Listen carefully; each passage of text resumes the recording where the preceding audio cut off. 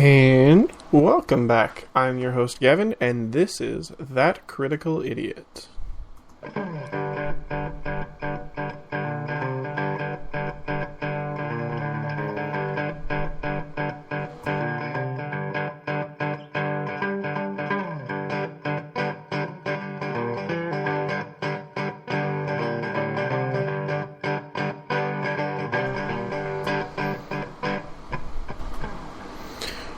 Welcome back to That Critical Idiot. I'm your host, Gavin, and let's get right into it. So, today, as probably if you're listening to this after the live recording, you already know, we're going to talk about NPCs today. Now, I had the idea of talking about NPCs for the first one, but then I wanted to touch more on the kind of the backstory of how I got into all this stuff. So, this episode is going to be about the NPCs. What makes a good NPC? What defines the NPC? We'll get into a lot of this here. Alright, so, what makes a good NPC? Actually, to be honest, what I found was really interesting was we actually just had the first session of our newest campaign in our group. And for once I'm not the DM, which is actually really, really enjoyable. And not playing as the DM, it allows me to appreciate the NPCs and the surrounding of the population and the civilians and there's just the ambient background of people in the world that the DM creates. And so I got to appreciate a little bit of what my friend had done in the group, where he created this like really loving and fun environment that we were in. We were at a bar. We were sitting down for some drinks before we go. The next day we were going to go travel to pick up this product called Never Thaw, which is an ice that doesn't really thaw for too long. Like, takes a lot longer than normal ice to thaw, pretty much. So, throughout the night, as we're drinking, there was this little tiny, I'd say, I don't know if you ever said what the age of the kid was, but it was like a little elven girl. And so she kept bringing us the drinks and stuff, and it was awesome and all fun. And then the next morning, everybody's getting ready for getting ready to go. Everybody's getting everything up and at 'em. And orcs attack. And since the orcs have attacked, and everyone's kind of going freaking out, everybody's going all around, we go and we try to figure out what's going on. And, of course, the first kind of combat scene that we enter, the first thing that we see is the little elven girl who was bringing us our drinks and, catering to what we wanted throughout the night of food and drinks, is now being killed by an orc, which pulls on that heartstring. She was like an amazing little bartender, and now we're watching her be completely murdered by these orcs. We proceeded to power smash through that, but it was amazing. Just the emotion that you feel. It's like you get connected to a character, and then that character gets killed off. And I see that for NPCs. If you want to hook, that's the solid point. Is you find an NPC trait. It doesn't matter what it could be. It could be kids. It could be just the fact that they're really charismatic. It could be really anything that makes them. It caters to what your players favor. So, say they don't really care if a kid gets killed, which, morally speaking, is a little in the gray and dark, but whatever. Say they don't care about that, you throw a hook of, say, a very charismatic guy. He makes friends with them. They get to be real good with him, and then you off them, or you get them kidnapped, and that hooks them a little. And so the killing of the little girl hooked us, where at that point it's like any orcs we see, I don't care if they're not attacking or attacking, they're dead. Like, throws you into a spiral of, fuck this race, this has happened, we're done, we're gonna kill them. And so with that, we've gone into a little bit of a fight there, and that's when the night cut it short, because it was a little bit of a shorter night, but it was a good time. Now, what makes a good NPC? I've got plenty of ideas of what makes a good NPC, and to be honest, my most successful NPCs, I gave them maybe a funny voice or maybe a distinctive voice.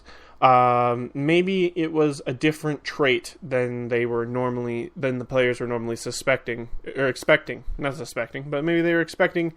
I'll give you an example. I had a goblin. It was during the raid of I think it was Nightthorn or something like that. It was a town set in the Storm King Thunder campaign. And it was the first little area where you go into the town and there's goblins running amok and they're taking and looting. Now, I gave the trait of this goblin. Instead of him being vicious and snarly and attacking, he pleaded. He surrendered. He put, it was at the time the character who was playing, his name was Admir, and Admir walked up to him and was like, you're gonna go into that corner, you're gonna face the corner, you're gonna stand there while I make sure that you have and put all this loot back. So he goes off and he stands in the corner and he does what he's told, which he's not attacking. He has weapons, he could attack, but he's not. And he's giving kind of a distinctive voice that made them chuckle. He's giving them this kind of feel of, hey, this one's not so bad. Further down the road, they get into a little bit of an argument. Maybe I switched out his personality just a tweak, just to make it a little bit more entertaining, as there's a fight going on between Admir and one of the other players, who's now having an issue with the fact that they're sparing a goblin. Admir being a paladin, he believes, no, we can just sentence him. It's fine. We don't need to kill him. And he's advocating because he's grown to like this little character who hasn't immediately attacked him. This character who he thought was going to attack him didn't. So, long story, in a whole little bundle, that character did die, but it did create this party tension where we had one of the party members who was like, all goblins should die no matter what.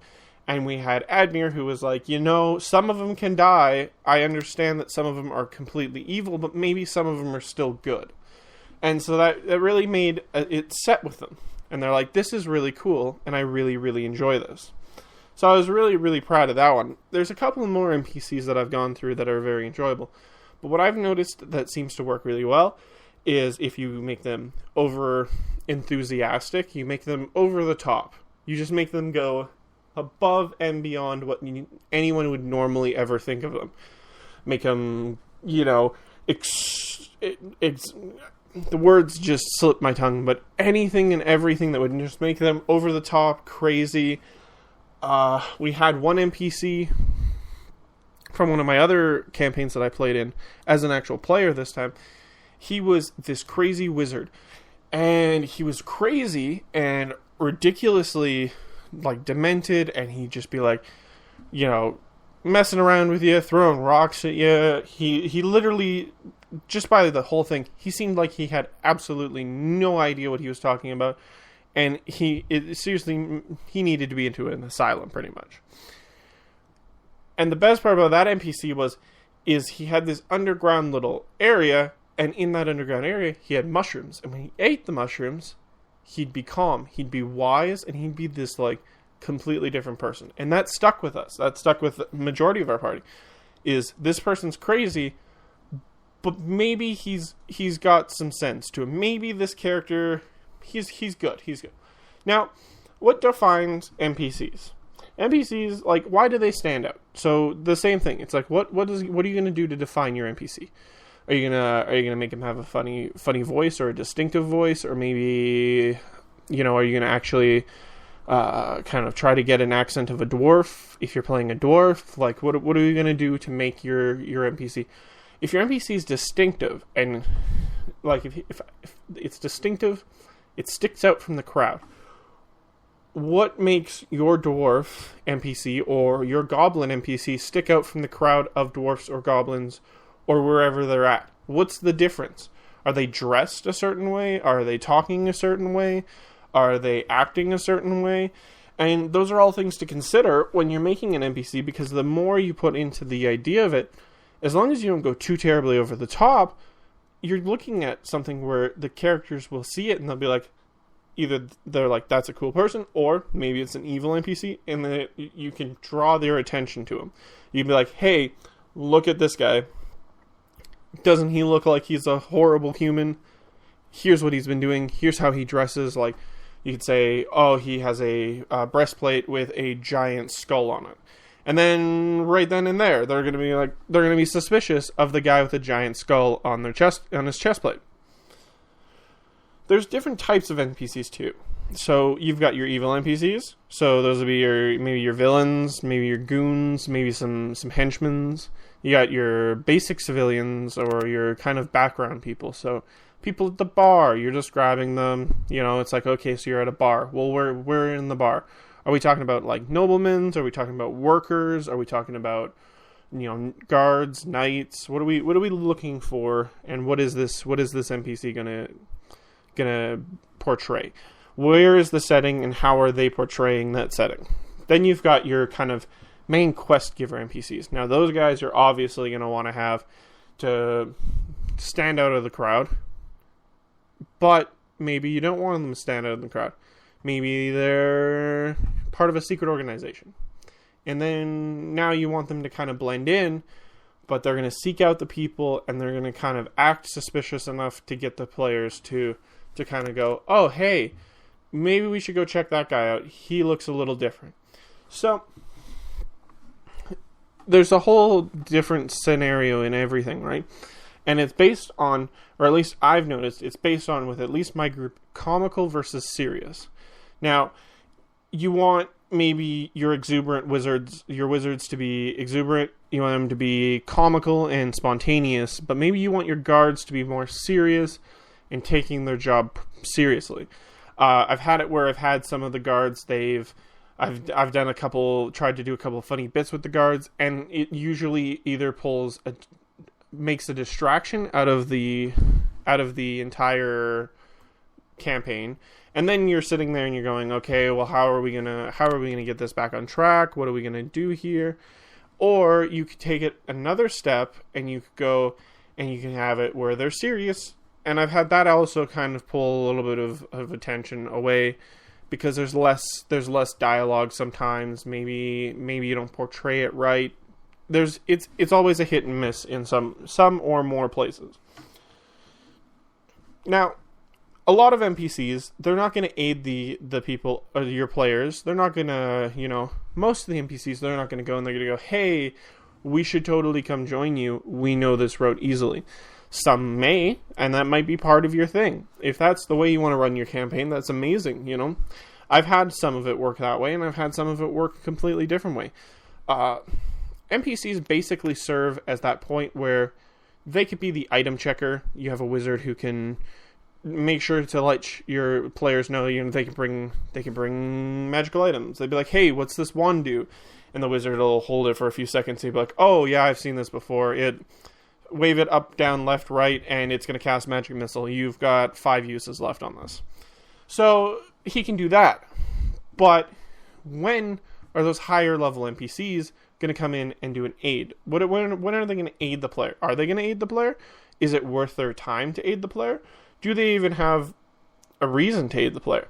Now, one kind of interesting twist, and there was another DM, and I think I mentioned him in the last episode. His name is Matthew Colville, and I think I'm pronouncing that right. I cannot, if I'm pronouncing it wrong, I apologize. But he does a lot of cool stuff, and he actually was one of the big inspirers of me starting this little thing. Now, you've got your NPCs. Now, let's say you go in and you talk to this wizard. He's a high-level wizard. He's got bigger fish to fry. He's got his own stuff to do.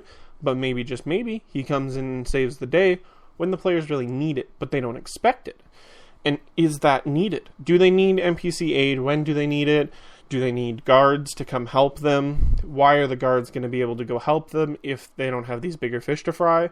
And I think I touched a lot of that on the last episode. Now, with all of that, you also have to think, what's the NPC's knowledge of the world? Do they know the acts of what your heroes have, and heroes or villains, depending on what style of campaign you're doing? Do they know the acts of which your characters have done? Do they know the acts of which maybe the main villain has done to pass on some information, maybe a rumor or such? Do they know of any hidden nearby treasure or dungeons for your adventurers to go in and check out? And it also really depends on what you want to play. But really, the NPC's knowledge is very, very crucial. Where I've had it where if I give them I've given a couple NPCs a little bit too much of knowledge. So they don't really know what's going on, or they do, and it's just not working out for them. So they're not working out, or they know too much knowledge, they don't know as much knowledge, maybe they don't know anything, and then the player is going, well, why did this character come up and talk to us? So having all of that planned out, having the knowledge, and what's the world going on, what do they know? So let's say the guards of a town, your characters walk in, the guards know that those people, they've heard rumors of these 4 travelers, and these travelers have saved the town from a great dragon attack. Now, I mean, I wouldn't say low level people would be doing that. Maybe they're high level, who knows? But let's go in and say that that's what they know. Now they walk up to these travelers, and these travelers your players seem to fit their description very well to the rumor. And the guards go up and they go, hey, you're so-and-so. And the players go, well, how do you know that? And they go, well, we heard a rumor that you saved this town from a dragon.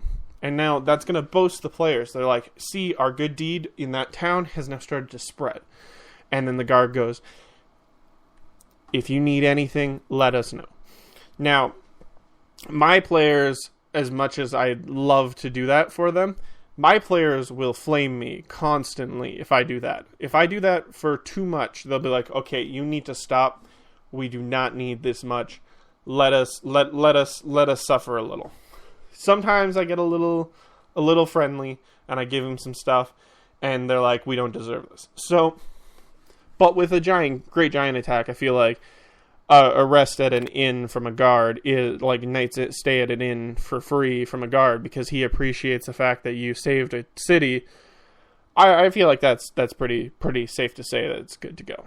Now, say they have that knowledge, but say they also have knowledge that that's not the only dragon attack.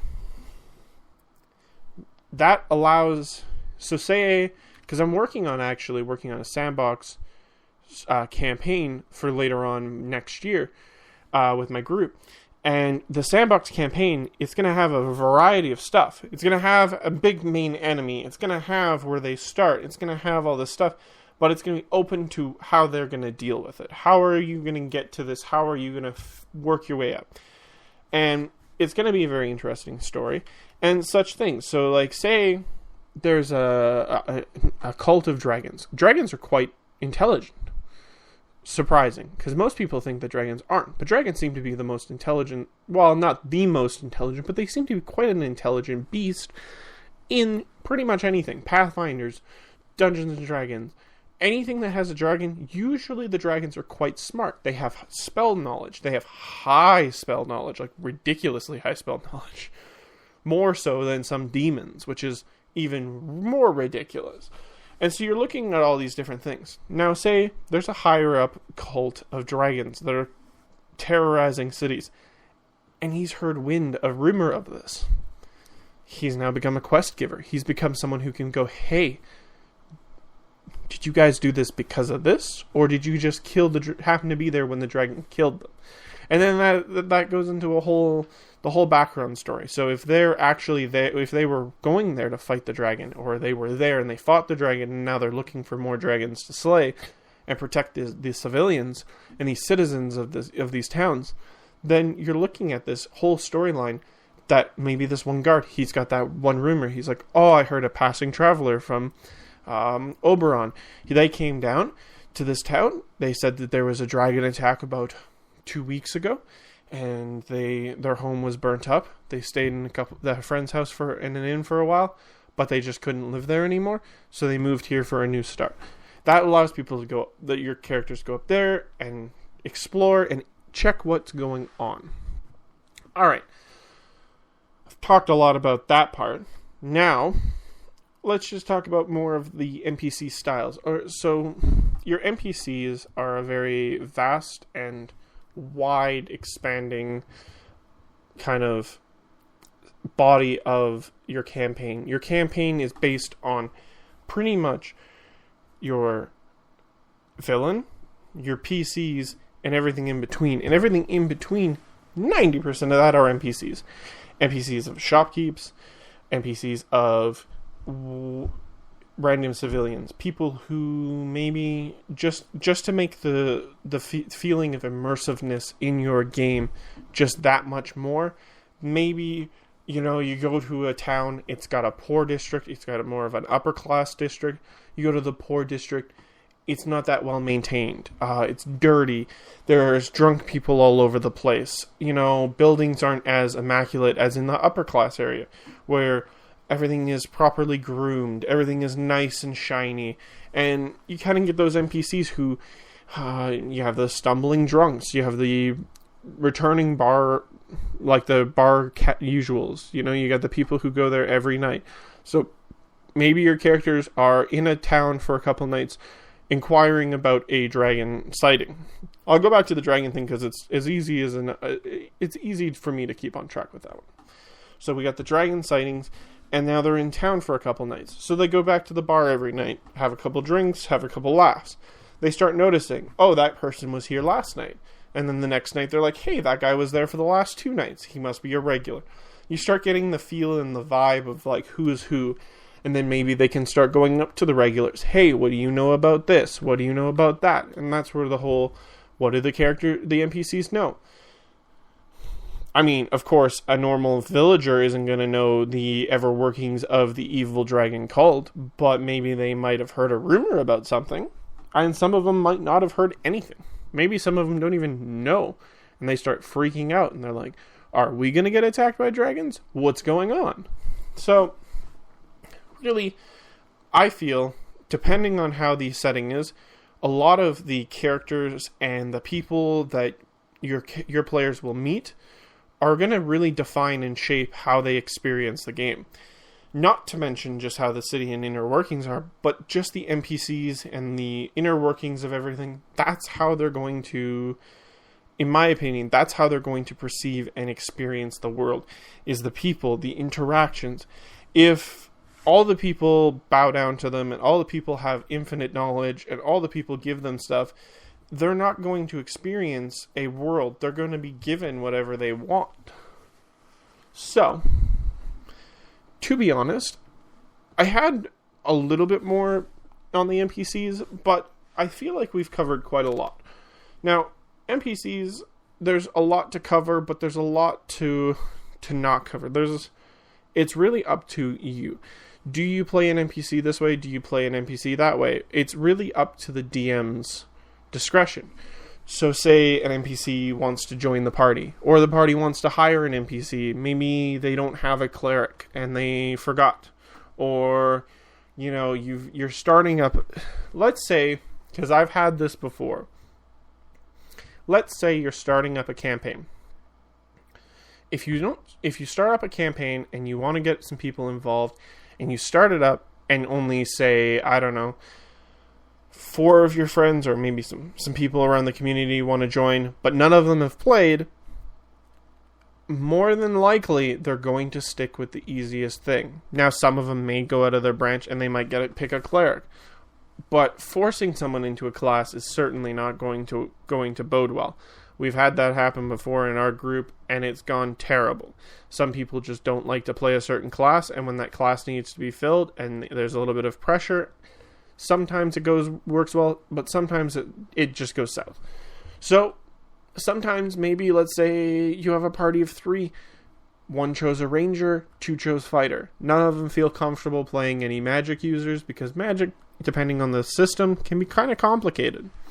So now they need either a cleric or someone that's going to at least deal some health. Or maybe they pack a lot of health potions. But having the cleric there is always a good hand.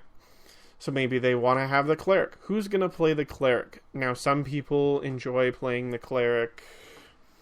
Some people enjoy so if if you've got a crew of people and they haven't played before, you might end up as a DM playing the cleric. You might be rolling for the cleric. You're in the game with the players then. You are one of the players and you are the overlord. So you're seeing all this stuff and how it works, and you're also controlling one of the characters. Now, you've got all that, but maybe, let's just say, one of your players is a little bit more seasoned. They just didn't really want to play cleric. Now you can go, okay, how about this? I control how the player thinks and how they'll act to situations. You play the combat of them. So now that person essentially as a second character, but not really. You control how the character acts, they control the fight. So, but to your discretion. If the cleric is, let's say the cleric is really, he really wants to keep the party alive. And he'll do that at whatever cost. He wants to protect his friends and his allies that he is joining on this party. And your player says, no, I'm going to draw him back. I'm not going to let him take this hit. But that goes against his nature that you chose for him. You tell the player, nope, he is going to take that hit because that is his nature. So you still have the control of the character, but they also get to handle the rolling, and it puts it into the player's hand a little bit more than your hand, which is good because, you don't want it to be that whole, oh, well, we only won because you got to roll this, and you probably, had a little extra stat there. Some people can be like that. Now, really, it's as I said, for NPCs and everything, it's up to what you decide you want to do. It's up to how you create your story and how you create your world as to how your people are perceived and how they work, how the inner workings of them seem to work. Now, you could have a whole campaign where everybody is A-okay, they know what's going on, they're going to give your people some good stuff, and they're going to help them out when they need to. Or you could have it where it's a little bit more barren, they're distant. I know that some NPCs, maybe farmers, maybe the farmers aren't as good with the adventurers as maybe the guards are. Guards know I can handle an adventurer as long as, there's no crazy shit going on.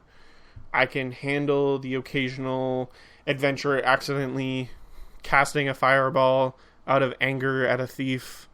I can handle the occasional, random goblin raid because these adventurers piss the local goblins off. But a farmer, on the other hand, they're not as defendable, or they don't have as much defense as a guard. A guard has armor. A guard has a sword. A farmer has what? Maybe a pitchfork? Some overalls? The farmer doesn't feel comfortable. The farmer is not going to feel okay with these adventurers trotting around their town. And they're going to insist these adventurers leave as soon as possible. As soon as possible and immediately as possible. They're going to be distant. They're going to keep away because they know adventurers are bad news. They bring bad news. They bring attacks on their cities. They bring sorrow to the towns. And really, in all honesty, farmers are probably going to be the least, or anyone who kind of knows, they're sitting off on the outskirts and they go, these people are not going to bring this city good. And if they bring this city good, then that might change that NPC's opinion. But I usually like to start some of them out with it's kind of, you aren't going to bring this city good. I can't be near you in case things go south. And because of everything, I think I'm going to end this episode a little short. Usually it's 45 minutes, but I think I'm going to end this one a wee bit short because there's not as much. If I come up with more NPC stuff, I'll touch on it in another episode. Tune in next week. I will probably be talking about the inner workings of sandbox campaigns because I'm working on a sandbox campaign and how to make it kind of work. I ran one that almost worked. I just kind of added a few little things at the end that really didn't work out.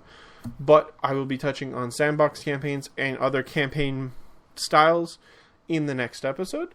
Thank you guys so much for listening, and I hope you enjoyed this episode. Bye-bye.